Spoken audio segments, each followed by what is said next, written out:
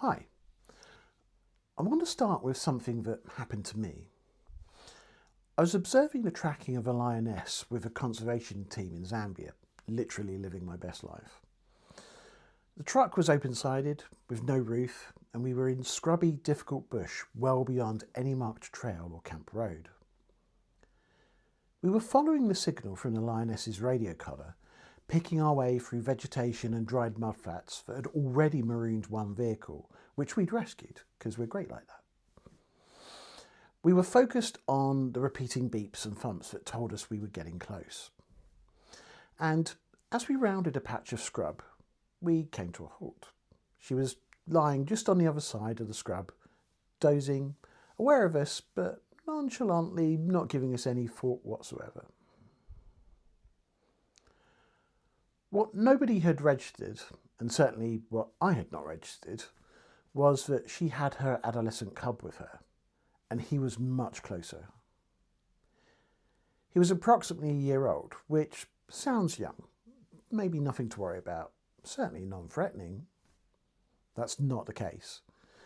A lion at 1 year old is already a considerable animal, and adolescent males, specifically, are the least predictable of all. For a start, they haven't been fully habituated to vehicles, and they don't have that learned calm that the collared animals often develop over time.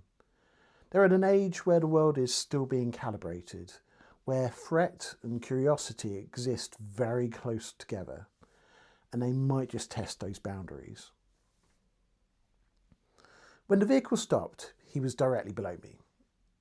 I didn't realise this at the time, but when one of the team looked back at me and her eyes bulged, glancing down, I naturally too looked down.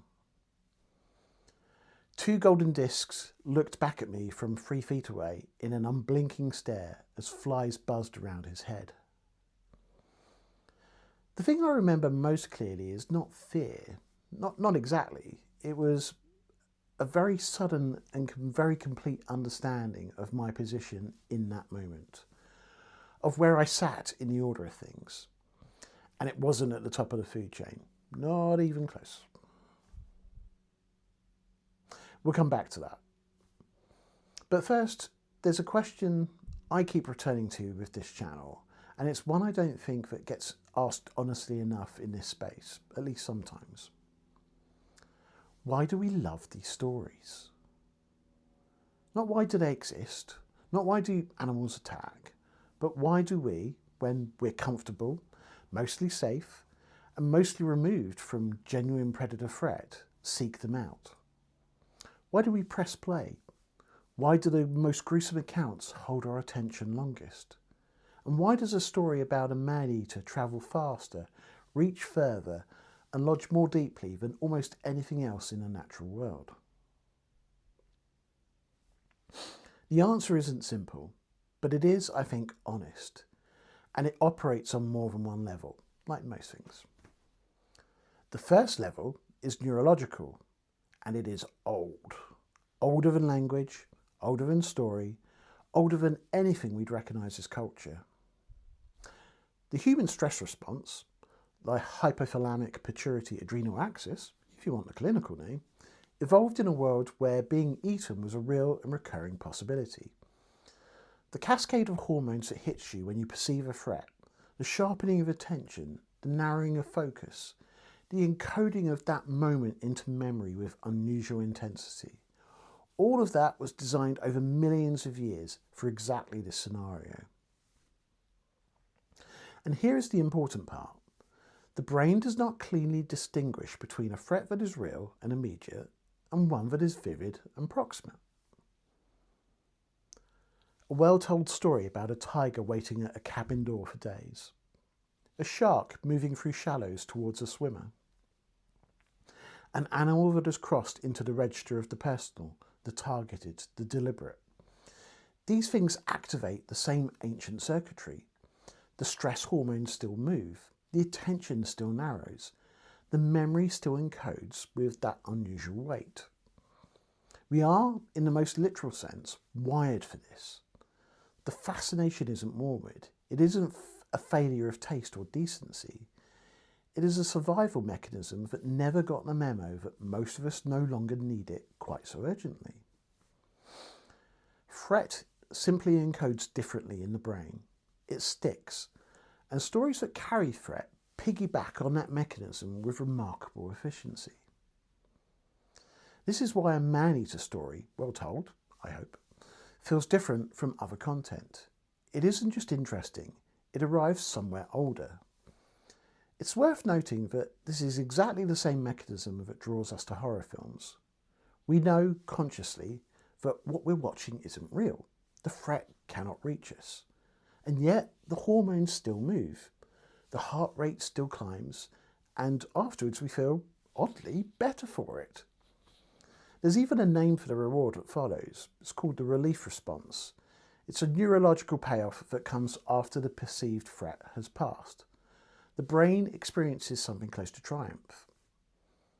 Man-eater stories operate in the same register, except the cases are real.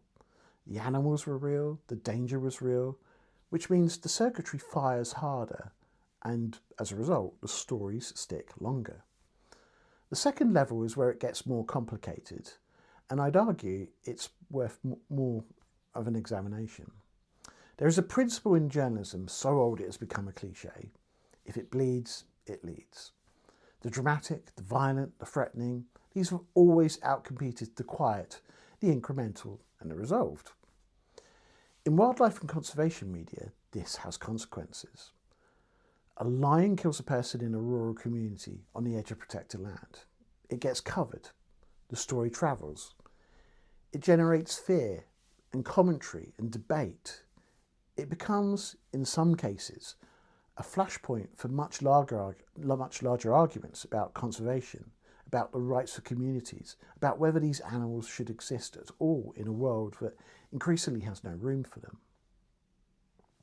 When a conservation program quietly succeeds, a population recovers, or a community and a predator species find a way to share landscape without catastrophe, these things happen much more than people realise, because they are almost never the story that travels.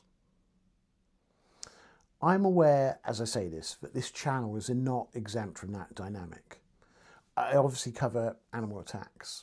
I cover man-eaters. I cover cases where the predator is the antagonist and the human is the victim. That is part of what this channel is. I don't think that's dishonest.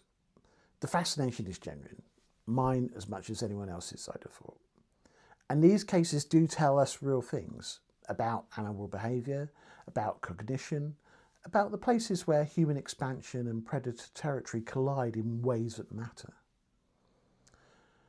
But I think it's worth saying plainly, the story we tell about predators collectively is badly skewed, and that skew has a cost.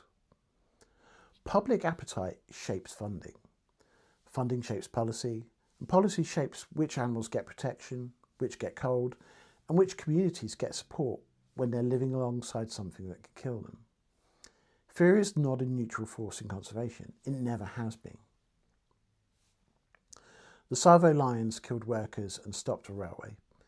The beast de Gévaudan killed over 100 people and terrified a region for 3 years. The Champawat tiger killed more than 400 in 2 different countries before she was finally stopped. These are extraordinary cases and they deserve the serious attention they get. But they are also not representative. They are the very extreme edge of a very wide distribution of animal behaviour, most of which involves no human contact at all, or contact that resolves without violence, or contact that tells a far more nuanced story that the attack narrative allows. The man-eater gets the documentary. The leopard that has lived alongside a village for 12 years without incident doesn't. So here is where I land, as honestly as I can put it. The fascination is real, and I don't think it needs to be apologised for.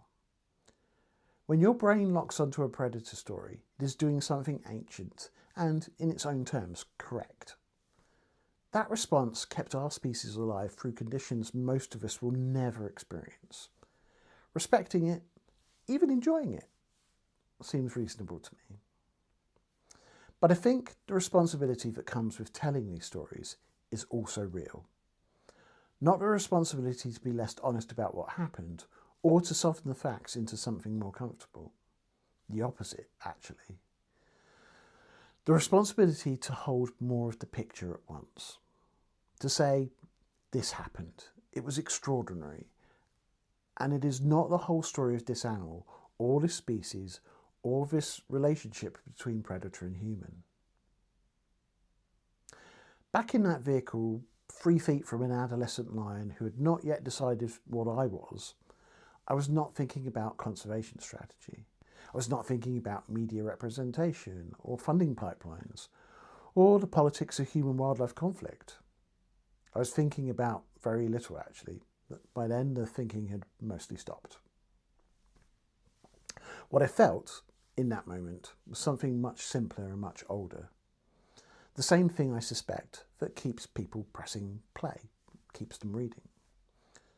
The reminder, a sudden, physical, completely unambiguous one, that we are not the most dangerous thing in every room we walk into.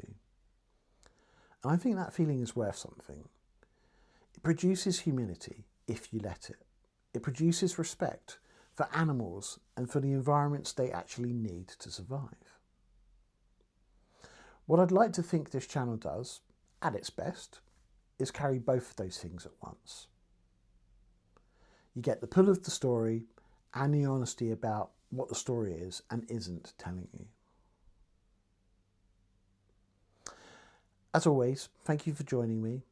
Thank you for watching, and join me again very soon. Bye for now.